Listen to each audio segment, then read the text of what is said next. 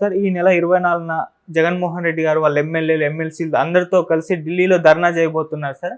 అయితే మామూలుగా ఎన్‌డీఏ కూటమి గవర్నమెంట్ ఫార్మ్ చేశాక ఒక 6 నెలలు టైం ఇద్దాం. ఆ తర్వాత విమర్శలు చేద్దాం. మొత్తం కూడా ఎత్తి చూపుదామని చెప్పేసారు. కానీ ఇప్పుడు అంత టైం ఇవ్వకుండా ఒక నెల రోజులు గడవగానే ఈ విధంగా ధర్నాలు, విమర్శలు ఇవన్నీ కూడా చూస్తున్నాం. అసలు ఏం జరిగింది? ఎందుకింత ఎక్స్‌ట్రీమ్‌కెళ్ళిపోయారు? జగన్ బిహేవియర్ ముందు నుంచి కూడా కొంత ఆడ్‌గా ఉందని చెప్పొచ్చు. ఎందుకంటే మామూలుగా ఆయన ఎలక్షన్‌లో ఓడిపోగానే ఇమ్మీడియేట్‌గా వచ్చి కొద్దిగా గద్గద స్వరంతో, దుఃఖంతో మాట్లాడాడు. ఆ తర్వాత సైలెంట్ అయ్యాడు. ఆ తర్వాత ఒక నెల రోజుల లోపలే పులివెందులకు 2 సార్లు వెళ్ళి 3 రోజులు ఉన్నాడు. దాని తర్వాత కొంతమంది చనిపోవడం అవన్నీ జరిగితే ఓదార్పు ప్రకటిస్తాను, ఓదార్పుగా వస్తాను అని చెప్పాడు. కానీ అదేమీ చేయలేదు. దాని తర్వాత ఏమో బెంగుళూరుకి 2 వారాల వ్యవధిలో 2 సార్లు బెంగుళూరుకి వెళ్ళాడు. సో ఇప్పుడు కూడా బెంగుళూరు నుంచే మొన్న హుటాహుటిన బయలుదేరి వచ్చాడు. సో ఇదంతా ఏంటంటే అసలు జగన్ ఎందుకు ఇలా ప్రవర్తిస్తున్నాడు అంటే, ఒక పక్క మోడీతో ఏమన్నా బేరసారాలు జరుగుతున్నాయా? ఎందుకంటే జగన్కి ఇప్పుడు ఇమ్మీడియట్ కర్తవ్యం ఏంటి? తనని తాను జైలుకి పోకుండా చూసుకోవాలి, శిక్ష పడకుండా చూసుకోవాలి. ఇది ఫస్ట్ అతనికి ఉన్న టార్గెట్. రెండవ టార్గెట్ తన పార్టీని నిలుపుకోవాలి. పార్టీలోంచి ఫిరాయింపులు జరగకుండా పార్టీ నాయకత్వాన్ని నిలబెట్టుకోవాలి. అట్లాగే కేడర్లో మొరేళ్ళు దెబ్బతినకుండా కేడర్ని కాపాడుకోవాలి. ఇవి ఫస్ట్ ప్రయారిటీ. సో వీళ్ళేందంటే తెలుగుదేశం వాళ్ళు రిజల్ట్ వచ్చిన మరుసటి రోజు నుంచి రకరకాల పద్ధతుల్లో వైసీపీ మీద దాడులు కావచ్చు, లేకపోతే పోలీస్ కేసులు కావచ్చు, రకరకాల పద్ధతులు చేయడం మొదలుపెట్టారు. అయితే తెలుగుదేశంలో ఉండేవాళ్ళు కావచ్చు, జనసేనలు ముఖ్యంగా తెలుగుదేశంలో ఉండేవాళ్ళు ఇప్పటికి కూడా చంద్రబాబు మీద అసంతృప్తిగా ఉన్నారు. అంటే వాళ్ళేం ఊహించారంటే గతంలో రెడ్ బుక్ రాజ్యాంగం ఇవన్నీ రాగానే పెద్ద పెద్ద ఎమ్మెల్యేలని, ఎంపీలు, గతంలో పనిచేసిన మంత్రులు వీళ్ళందరినీ లోపలేసేస్తాడు, జగన్ కూడా లోపలేసేస్తాడు చంద్రబాబు అనుకున్నారు. అదేమీ జరగలేదు. వాళ్ళకి చాలా అసంతృప్తిగా ఉంది. వాళ్ళు నిన్న ఒక కామెంట్ చూశాను తెలుగుదేశం దీంట్లో, అసలు ఏమీ జరగకుండానే వీళ్ళెందుకు ఖండిస్తున్నారు, ఇంకా స్టార్టే కాలేదు, ఇది ఇంకా ట్రైలర్ కూడా రాలేదు, ఓన్లీ ఇది ఫస్ట్ లుక్ పోస్టర్ మాత్రమే రిలీజ్ అయింది, ఇంకా దీంట్లో గ్లిమ్స్ ఉంది, టీజర్ ఉంది, ట్రైలర్ ఉంది, సినిమా ఉంది, వెబ్ సిరీస్ ఉన్నాయి, ఇవన్నీ ఉన్నాయి, ఇవేవి రాకముందే మీరు ఎందుకు ఫస్ట్ లుక్ పోస్టర్కే ఇలాగా బిహేవ్ చేస్తున్నారు, ఇంకా మా వాళ్ళు అసలు స్టార్టే చేయలేదు కదా అని వాళ్ళు చేస్తున్నారు. అంటే స్టార్ట్ చేసి వాళ్ళ ఊహ పెద్ద ఎత్తున వైసీపీని ఎక్కడికక్కడ కొట్టడమో, నరకడమో ఏదో చేయాలి. ఇప్పుడు ఏం చేశారు? సింపుల్ ఊరికే ఏదో అట్లా తాగుతున్నారు అక్కడక్కడ అన్నట్టుగా వాళ్ళు మాట్లాడుతున్నారు. సో ఎన్ఆర్ఐలు కూడా పోస్టులు చూస్తే చంద్రబాబు పట్ల అభివృద్ధికి 10కి 10 మార్కులు వేశారు, సంక్షేమానికి 9 మార్కులు వేశారు, రాజకీయం పరంగా వచ్చేసరికి 5-6 మార్కులు కూడా ఇట్లా. ఎందుకంటే రాజకీయంగా చంద్రబాబు మెతగ్గా ఉన్నాడు అని వాళ్ళ ఉద్దేశం. సో ఈ నేపథ్యంలో జగన్ ఎందుకు ఇంత సీరియస్గా రియాక్ట్ అయ్యాడు? మామూలుగా అయితే జగన్ కూడా 6 నెలలు టైము ఇద్దాము, వెయిట్ చేద్దామను, ఎందుకంటే కొత్త ప్రభుత్వం రాగానే వాళ్ళు చెప్పినవన్నీ ఇమ్మీడియట్గా చేయలేరు కదా అనేది జగన్ కూడా అన్నాడనే ఇప్పుడు వార్తలు వచ్చాయి. అయితే ఏమవుతుందంటే తెలుగుదేశం వాళ్ళ పాయింట్ ఆఫ్ వ్యూలో ఇదంతా ఏమి జరగనట్టు వాళ్ళకి అనిపించవచ్చు. లేదు, వాళ్ళు గతంతో వైసీపీ వాళ్ళ దాడులతో పోల్చుకున్నప్పుడు మేమేం చేయలేదు కదా, వైసీపీ వాళ్ళు తెలుగుదేశం నాయకులంతా టార్గెట్ చేశారు, మేము ఇప్పటివరకు చంద్రబాబు వైసీపీ నాయకులను ఎవరిని ఏమి టార్గెట్ చేసి అరెస్టులు చేయలేదు కదా అని వాళ్ళు అనుకోవచ్చు. నిజానికి వైసీపీ 2019లో వచ్చినప్పుడు కూడా వితిన్ 1-2 మంత్స్లో ఏమీ పెద్ద ఎత్తున ఏమీ చేసేయలేదు వాళ్ళు. ఆ తర్వాత కూడా ప్రజల మీద కానీ అదేం జరగలేదు. కాకపోతే రాజకీయ కక్ష అనేది ఖచ్చితంగా జగన్ దీంట్లో జరిగింది.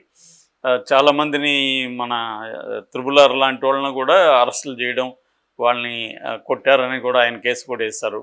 ఇలాంటివి జరిగాయి. అర్ధరాత్రులు అరెస్ట్ చేయడం, ఇళ్ళకి వెళ్ళి ఇది చేయడం, ఇవన్నీ కూడా జగన్ చేశాడు. అట్లాగే కొంతమందిని ఆర్థికంగా దెబ్బతీయడానికి కూడా జగన్ అనేక ప్రయత్నాలు చేశాడు, ఫోర్స్ చేయడానికి. ఇవన్నీ ఇది ప్రతి పార్టీ చేస్తుంది. వైసీపీ చేస్తుంది, తెలుగుదేశం చేస్తుంది, ఇక్కడ చూసుకుంటే కాంగ్రెస్ చేస్తుంది ఇదే పని, బీఆర్ఎస్ చేసింది. ప్రతి పార్టీ ఏంటంటే ప్రత్యర్థుల్ని ఏదో ఒక రకంగా బలహీనపరచాలి అంటే, ప్రత్యర్థి పొలిటికల్ పార్టీని రాజకీయంగా చంపేసి మనం బలపడాలి అన్న ధోరణి మోడీ బలంగా ఇండియాలోకి తీసుకొచ్చాడు. అంతకుముందు కాంగ్రెస్ చేయలేదా? కాంగ్రెస్ కూడా ఖచ్చితంగా చేసింది దాని శక్తి మేరకు. బట్ మోడీ స్థాయిలో ఈ స్కేల్లో ఎవరు చేయలేదు. సో దాన్ని నెక్స్ట్ లెవెల్కి మోడీ తీసుకెళ్ళగలిగాడు. సో దాన్ని ఇప్పుడు ప్రాంతీయ పార్టీలు కూడా అదే పని చేస్తున్నాయి. సో ఇప్పుడు జగన్ ఏంటంటే ప్రెజర్ బాగా పెరిగింది. ఇటు వైసీపీలో కూడా జగన్ ఏంది మౌనంగా ఉన్నాడు, 6 నెలలు ఏంది, వాళ్ళు ఏమన్నా 6 నెలల వరకు వెయిట్ చేస్తున్నారా, రెండో రోజు నుంచి స్టార్ట్ చేసేస్తారు.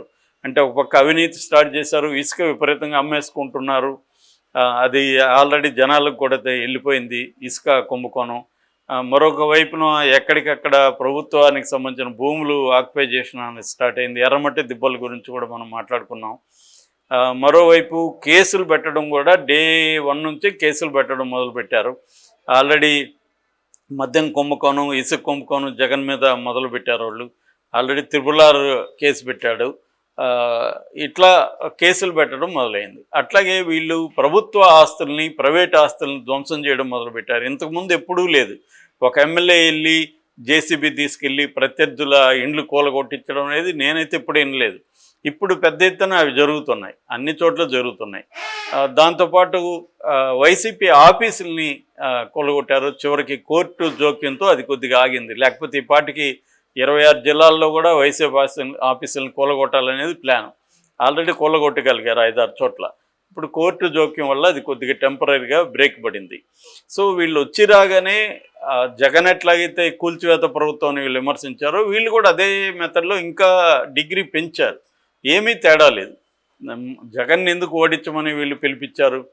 తనది అభివృద్ధి లేదు, అరాచకం ఎక్కువగా ఉంది, సైకోపాలన, ఇది కదా వీళ్ళు చెప్పింది. దానికంటే ఎక్కువ వీళ్ళు చేస్తే ఇంకా అర్థమేముంది వాళ్ళ విమర్శకి. సో అదే జరుగుతుంది. సో ఇప్పుడు ఏంటంటే చివరికి దాదాపు ఇప్పటికి 36 మంది వైసీపీ కార్యకర్తల్ని చంపారు తెలుగుదేశం వాళ్ళు చెప్తున్న దాని ప్రకారం, జగన్ చెప్తున్న దాని ప్రకారం 36 మంది చంపారు. 300 హత్యాయత్నాలు జరిగాయి. దాదాపు 2700 కుటుంబాలు వెళ్ళిపోయినాయి. తర్వాత దాడులు కూడా 1000 పైన 1050 దాడులు జరిగాయి అనేది వాళ్ళు చెప్తున్నారు. ఇంకా లైంగిక అత్యాచారాలు అవి కూడా ఈ మధ్యకాలంలో మామూలు ప్రజల మీద కూడా ఈ 40 రోజుల్లో 45 రోజుల్లో 20 లైంగిక అత్యాచారాలు జరిగాయి అనేది కూడా జగన్ నిన్న చెప్పాడు. సో దీని నుంచి వీళ్ళకి 6 నెలల టైం ఇచ్చేంత పరిస్థితి లేదు. మనం ఉందాం అనుకున్నా వాళ్ళు ఉండట్లేదు. కాబట్టి మనం ఇప్పుడు రంగంలో దిగిపోతే మన కేడర్, మన నాయకత్వం నీరుగారిపోతారు.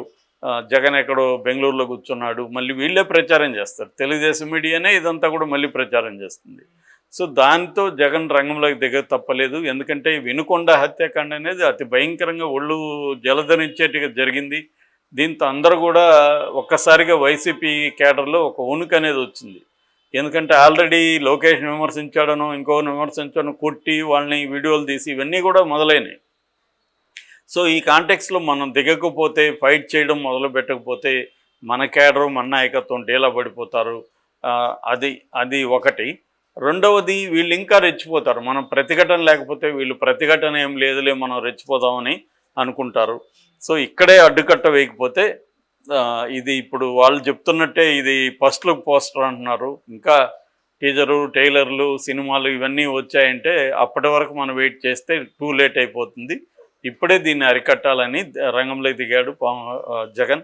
అయితే ఇక్కడ అదేమీ పట్టించుకోవట్లేదు. నిన్న ఒక రకంగా అయితే ప్రభుత్వాన్ని మెచ్చుకోవాలి. జగన్ పర్యటనని అడ్డుకోలేదు, కొంతవరకు అడ్డుకున్నారు. అంటే అతనితో వెళ్ళే వాళ్ళని అడ్డుకున్నారు. అతనికి బుల్లెట్ వాహనం పాతది ఇచ్చి అది రిపేర్లలో ఎక్కడంటే అక్కడ ఆగిపోతుంటే దాన్ని వదిలేసి మామూలు వెహికల్లో వెళ్ళాడు జగన్. ఇంతవరకు ఓకే.